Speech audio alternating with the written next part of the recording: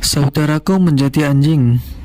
Ayah kami telah wafat dan meninggalkan uang sejumlah 3.000 dinar kepada kami. Dengan uang itu, kami masing-masing membeli sebuah toko.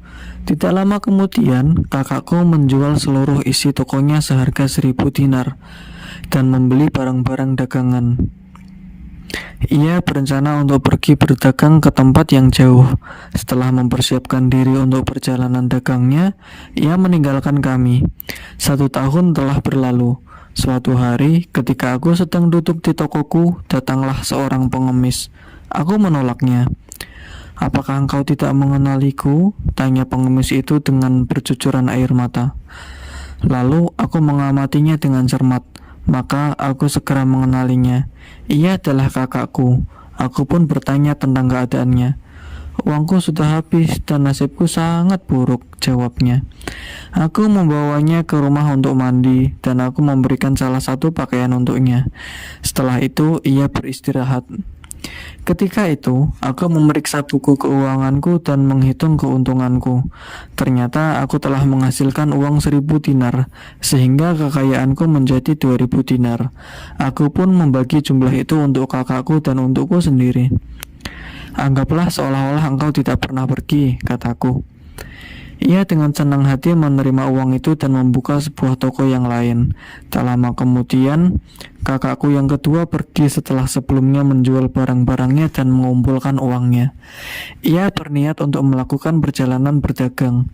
Kami berusaha membujuknya untuk mengurungkan niatnya itu, tetapi ia tidak sudi mendengarkan kami. Malahan, ia membeli banyak barang, bergabung dengan sekelompok pengembara, dan meninggalkan kami selama 1 tahun penuh. Kemudian ia pun kembali dengan keadaan yang sama seperti kakakku yang pertama. "Bukankah aku telah menasihatimu agar tidak pergi?" kataku. "Itu sudah menjadi takdirku," sahutnya dengan bercucuran air mata. "Kini aku telah menjadi miskin dan tidak punya uang sama sekali, bahkan tidak mempunyai pakaian kecuali yang ada di badanku." Demikianlah, wahai jin ifrit, aku segera membawanya ke rumah untuk membersihkan badan, serta memberikan baju kepadanya. Kemudian membawanya ke tokoku, aku ajak ia makan bersamaku. Aku akan menghitung keuntungan bersihku selama 1 tahun ini. Setelah dikurangi modal, aku akan membagi 2 keuntungan itu secara adil, kataku pada kakak keduaku itu.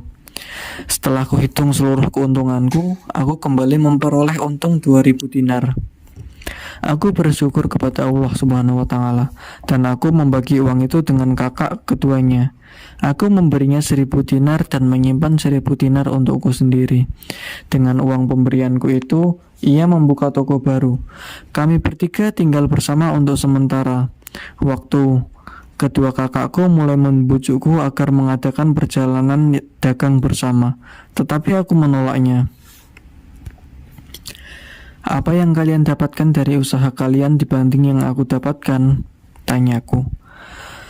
Mereka kemudian tidak mempersoalkannya lagi. Kami pun berdagang selama 6 tahun, tetapi setiap tahun mereka selalu mengajakku untuk mengadakan perjalanan berdagang. Akhirnya aku menyerah. "Baiklah," kataku, "aku siap untuk pergi bersama kalian. Berapa banyak uang yang kalian miliki?" Sebenarnya aku mengetahui bahwa hasil berdagang mereka habis untuk makan dan untuk keperluan yang tidak bermanfaat. Namun aku diam saja, tidak menghina mereka. Kemudian kuhitung semua hartaku dan menjual seluruh barang daganganku di toko. Aku gembira ketika seluruhnya bernilai 6.000 dinar. Aku membaginya menjadi 2 bagian. Uang yang 3.000 dinar ini kita jadikan bekal untuk kita gunakan sebagai bekal di perjalanan. Sedangkan sejumlah 3.000 dinar lainnya akan kutanam di tanah. Aku khawatir apa yang telah kalian alami akan menimpaku juga. Maka ketika kita kembali, kita masih mempunyai harta sejumlah 3.000 dinar untuk kita pakai berdagang, kataku pada kedua kakakku. "Bagus sekali rencanamu itu," ucap mereka. Kemudian aku mengubur uang itu. Sementara uang yang ada di tanganku kubagi menjadi 3 bagian, masing-masing 1.000 dinar. Kami menutup toko, berbelanja, dan menyewa sebuah perahu besar. Setelah mempersiapkan perbekalan, kami berlayar siang malam selama 1 bulan. Akhirnya kami tiba di sebuah pelabuhan. Kemudian kami berdagang di kota, dan kami mendapatkan keuntungan 10 dinar dari modal 1 dinar.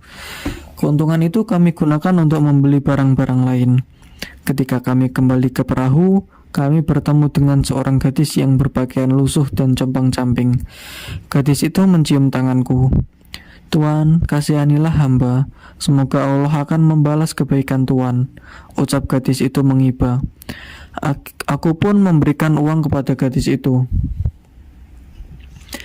"Aku memberimu uang tanpa mengharapkan imbalan apapun," kataku kepadanya. Gadis itu menolak. "Tuan, nikahilah aku. Berilah aku pakaian dan bawalah aku pulang. Aku ingin menjadi istrimu, dan dengan izin Allah, aku akan memberimu keuntungan. Janganlah Tuan memandang remeh keadaanku yang miskin ini." Mendengar penuturan gadis itu, aku merasa kasihan dan aku bersedia menikahinya, membelikan pakaian untuknya, dan membawanya pulang. Kemudian kami melakukan perjalanan pulang selama berhari-hari. Karena sangat mencintainya, aku sampai tidak mempedulikan kedua kakakku. Keduanya menjadi cemburu, apalagi dengan bertambahnya keuntungan yang kuperoleh dari hari ke hari. Akhirnya, kedua kakakku bersepakat untuk membunuhku. Suatu malam, ketika aku tertidur bersama istriku, kedua kakakku menyeret dan membuang kami ke laut. Ketika aku terbangun, ternyata istriku sudah berubah menjadi jin perempuan dan membawaku ke sebuah pulau.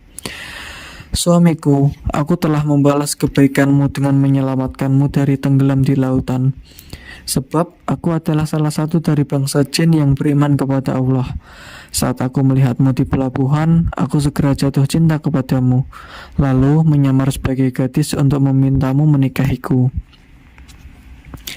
Dan aku senang karena engkau memenuhi permintaanku. Kini aku harus membunuh kedua kakakmu," ucap gadis itu. Aku berterima kasih atas kebaikannya telah menyelamatkanku, tetapi aku merasa keberatan kalau ia hendak membunuh kedua kakakku. Lalu, aku menceritakan kehidupan kami dari awal hingga saat itu.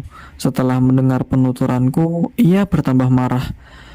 "Aku akan terbang mendatangi mereka, kemudian menenggelamkan perahu mereka hingga mereka mati di laut," katanya seraya geram.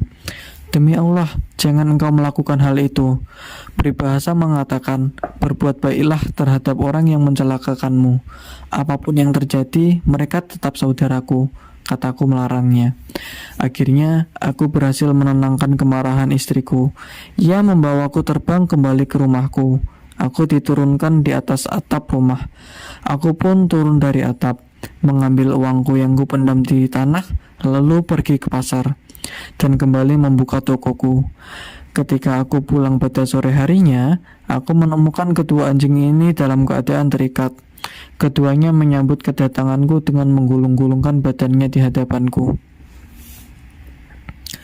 "Suamiku, kedua anjing ini adalah kakak-kakakmu," ujar istriku, dan pengakuannya ini amat mengejutkanku.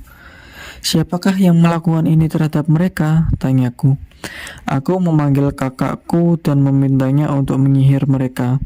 Kakakku mengatakan mereka akan kembali ke wujud semula setelah 10 tahun berlalu, jawab istriku. Setelah memberitahuku di mana aku bisa menemuinya, istriku pergi. Demikianlah, wahai jin ifrit, 10 tahun mulai berakhir, dan aku sedang dalam perjalanan bersama kedua kakakku yang telah disihir menjadi anjing. Ketika aku bertemu dengan si saudagar ini, aku melihatnya sedang duduk-duduk di tempat ini bersama si pemilik kijang. Ketika aku bertanya, mereka menceritakan keadaan mereka dari awal sampai akhir. Aku pun memutuskan untuk menemani mereka, menunggu apa yang akan terjadi di antara engkau dan saudagar ini. "Bagaimana dengan ceritaku, wahai jin ifrit?" tanya si pemilik anjing.